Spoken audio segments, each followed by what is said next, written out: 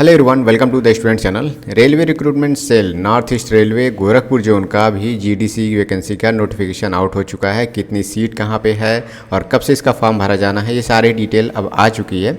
इसका जो फॉर्म का ओपनिंग टाइम है, डेट है, वो 1 तारीख से शुरू हो रहा है और क्लोजिंग टू टाइम है, डेट है, वो 31 तारीख तक यहाँ पे 8वें महीने में ख़त्म हो जाएगा। सबसे बड़ी बात यहाँ पे है कि इस जोन में जो वैकेंसी है वो काफ़ी हैरान करने वाली है, क्योंकि इसमें एएलपी के लिए कोई भी सीट नहीं निकला है। जीडीसी में 0 सीट है एएलपी के लिए।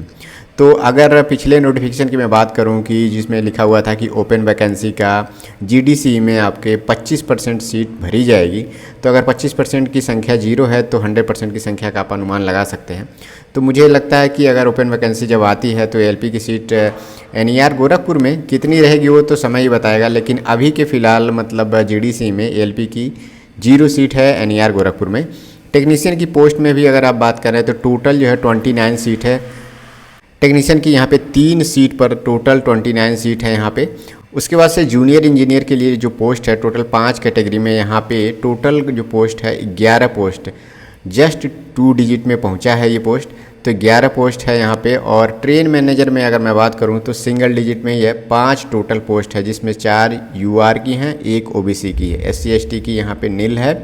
और यहाँ पे जूनियर इंजीनियर में ओबीसी में 1 और एससी में 1 है और एसटी में नील है और यूआर में 9 सीट है। तो यहाँ पे जो टोटल वैकेंसी है गोरखपुर जोन की वो यहाँ पे देख लीजिए। अगर मैं टोटल यहाँ पे मिला लेता हूँ तो 29 और 5 34 हो गया, 34 और 10 आपका 44 से 45 सीट है टोटल, अगर मैं बात करूँ टेक्नीशियन, जूनियर इंजीनियर और ट्रेन मैनेजर को मिला करके। तो इस जोन में जितने भी लोग एएलपी का फॉर्म भरने की सोच रहे थे तो उनको तो इस फॉर्म भरने से मुक्ति मिल गई है। और अब सिर्फ टेक्नीशियन पोस्ट के लिए आपको फॉर्म भरने हैं, जूनियर इंजीनियर के लिए और ट्रेन मैनेजर के लिए। ट्रेन मैनेजर में अभी मैं देख रहा हूँ जो एनटीपीसी के थ्रू हुए हैं वो लोग अभी ज्वाइन किए हैं और वो लोग अपना लर्निंग कर रहे हैं। तो मुझे लगता है इसी के आधार पर ट्रेन मैनेजर में बहुत ज़्यादा सीट जीडीसी में नहीं निकला है।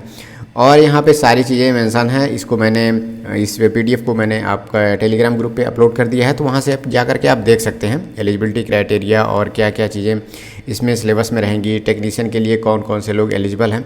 यहाँ पे थोड़ा सा मिनिमम एजुकेशन क्वालिफिकेशन के बारे में यहाँ मैं बात कर देता हूँ। तो मिनिमम जो एजुकेशन क्वालिफिकेशन है हर एक पोस्ट के लिए यहाँ पर दिया हुआ है, लेकिन यहाँ पे देखिए जो जूनियर इंजीनियर के लिए यहाँ पे दिखा हुआ है कि 3 ईयर डिप्लोमा।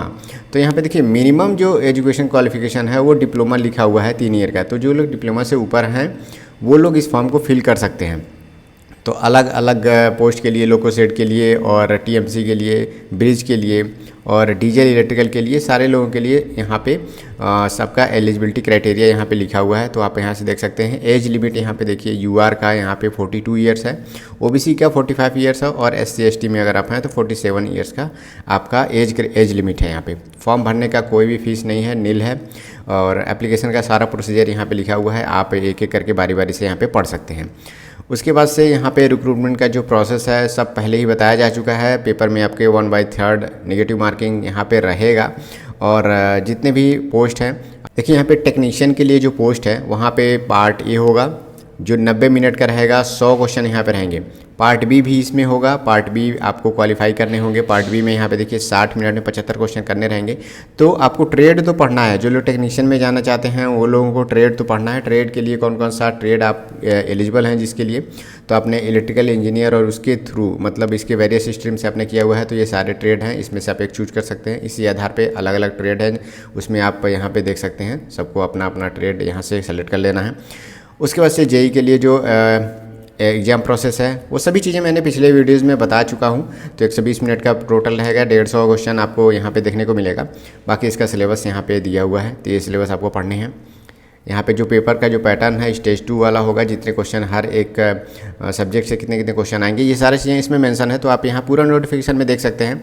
और जो ट्रेन मैनेजर का जो पेपर होगा उसमें 90 मिनट का पेपर होगा और टोटल यहाँ पे 100 क्वेश्चन आपको देखने को मिलेगा। तो 40 जनरल अवेयरनेस रहेगा, 30 मैथ से और 30 जो है रीजनिंग से रहेगा। तो इसमें आप इसको भी आपको देख लेना है। पूरा सिलेबस यहाँ पे मेंशन है, तो सभी सिलेबस के आधार पर ही पढ़ेंगे। सीट बहुत कम है तो हो सकता है कट ऑफ में वेरिएशन देखने को मिले, क्योंकि जब सीट बहुत कम रहता है तो कट ऑफ ज़्यादा जाएगा ही जाएगा। तो आपको ज़्यादा मेहनत करना पड़ेगा, जितने भी लोग इन सब फॉर्म के लिए एलिजिबल हैं और भर रहे हैं। मेडिकल स्टैंडर्ड देख करके ही आप थोड़ा सा अपना फॉर्म फिलअप करिएगा। जिनका मेडिकल स्टैंडर्ड गार्ड के लिए A2 नहीं है तो वो लोग जेई के लिए अपना अप्लाई करिएगा। उसमें भी अगर आप फिट नहीं होते हैं तो NER गोरखपुर जोन में आप टेक्नीशियन का जो पोस्ट है उसके लिए आप फॉर्म फिल करिएगा। लेकिन पोस्ट प्रेफरेंस थोड़ा सा अपना सोच समझ के डालिएगा, क्योंकि अगर आप सभी मेडिकल स्टैंडर्ड के लिए अगर आप फिट हैं तो आप पोस्ट प्रेफरेंस में थोड़ा सा ध्यान दीजिएगा, क्योंकि जो पोस्ट प्रेफरेंस आप डालेंगे उसी के आधार पर आपका जो है सिलेक्शन होगा। तो इस जोन में सबसे एक बैड न्यूज़ यही है कि ALP के लिए कोई भी सीट गोरखपुर जोन में अवेलेबल नहीं है, कोई भी सीट JDC में नहीं निकला है। तो ओपन वैकेंसी में अब उम्मीद कर सकते हैं कि कुछ ना कुछ तो सीट यहाँ पे निकले, क्योंकि पिछली बार जो सीट यहाँ पे थी 1200 से प्लस यहाँ पे 1600 के आसपास में सीट थी, और इस बार बिल्कुल भी JDC में नहीं निकला। बहुत से लोगों ने जो डिपार्टमेंट में है वो लोग उम्मीद कर रहे थे, जो लोग टेक्नीशियन बन गए थे वो लोग उम्मीद कर रहे थे कि LP में सीट कुछ ना कुछ तो हो, लेकिन इस बार NER गोरखपुर में कोई भी सीट ALP के लिए नहीं है। और कोई भी क्वेरी हो तो आप कमेंट सेक्शन में पूछ सकते हैं। ALP का वीकली स्टडी प्लान मैं अपलोड करता हूँ, तो उसको जाकर के आप प्लेलिस्ट में उसको फॉलो कर सकते हैं। जितने भी लोग ओपन वैकेंसी में फॉर्म फिलअप करने वाले हैं तो वो लोग उसी आधार पर तैयारी करिए, आपका तैयारी बहुत बेहतर हो जाएगा। Thank you, all the best.